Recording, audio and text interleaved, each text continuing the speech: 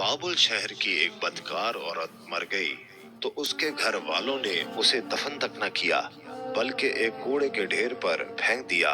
हजरत मूसा अलैहिस्सलाम जब कोहे तूर पर अल्लाह ताला से बातें करने के लिए गए तो अल्लाह ताला ने फरमाया कि ऐ मूसा, बाकी बातें बाद में होगी, पहले जाओ, मेरी एक कनीज की लाश कूड़े पर पड़ी है, उसे गुस्ल दिलाओ और इज्जत के साथ दफनाओ। हजरत मूसा अलैहिस्सलाम कोहे तूर से वापस आए और बाबुल शहर में दाखिल हुए।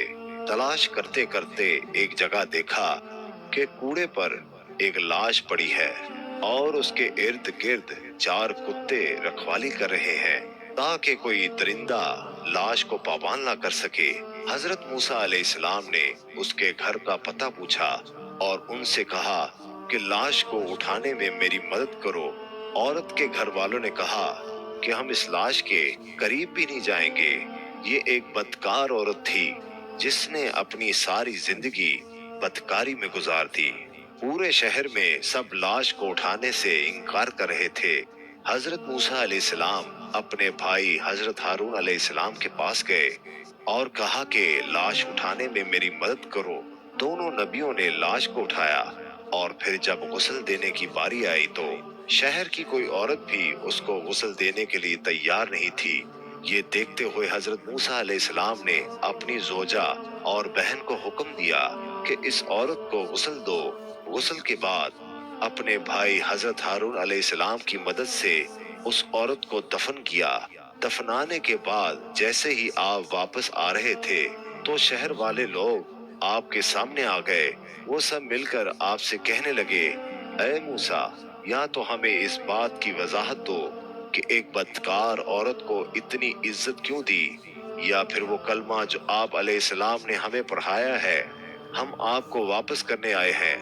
हजरत मूसा अलैहिस्सलाम ने लोगों से फरमाया, ऐ शहर के लोगों, मुझे जो हुक्म अल्लाह ने दिया तो मैंने उस हुक्म की तामील कर दी। हाँ, अगली बार जब मैं कोहे तूर पर गया तो तुम सबको तुम्हारे इस सवाल का जवाब मिल जाएगा। ये सुनकर लोग वापस चले गए। हजरत मूसा अलैहिस्सलाम कोहे तूर पर गए। ऐ मेरे परवरदिगार, इस शहर के लोग मुझसे इस बात की वजाहत मांगते हैं कि एक बदकार औरत को इतनी इज्जत से क्यों दफन किया गया।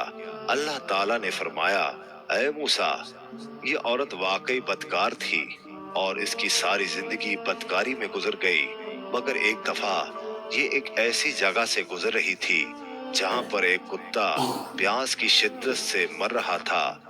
उसने पानी के कुएं से अपने कपड़े गीले किए और कुत्ते के मुंह में निचोड़ दिए। प्यासे कुत्ते के मुंह में जब पानी आया और उसके तड़पते हुए जिस्म में जान आ गई, मुझे औरत की ये रहमदिली पसंद आई और मैंने मौत के फरिश्ते को हुक्म दिया कि इसकी रूह कब्ज कर डालो ताकि आइंदा बदकारी ना करे।